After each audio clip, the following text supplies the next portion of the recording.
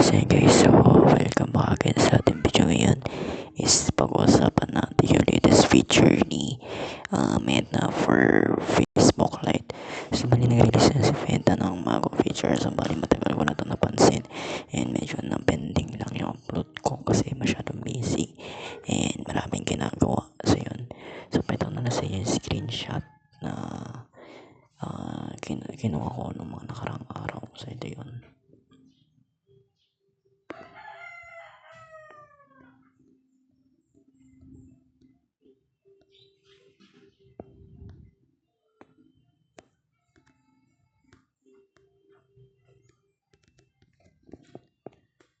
So then guys, so as you can see, meron na siyang notes dito sa inyong notes ni Facebook Lite. So meron na yung notes.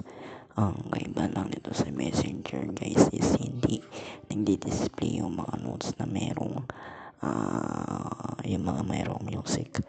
So yan, ito na-train, nag-notes kasi ng dati si Roselyn. So yung kanyang notes is na merong music is hindi nag-appear dito sa Facebook Lite. So bali nakaano lang siya, ganito lang yan, yung katulad yung kay Samantha.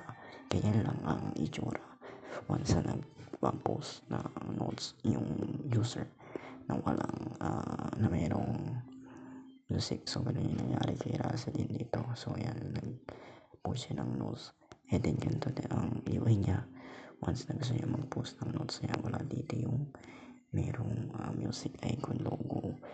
Ayan. So yun na guys. So I hope meron kayo natutunan. So bali etong update na to is March review to once na updated kayo sa latest version ni Facebook Lite. So update nyo na siya sa Play Store, App Store, or any kind of store, app store sa inyong phone. Depende sa inyong operating system. Yun lang guys, and thanks for watching.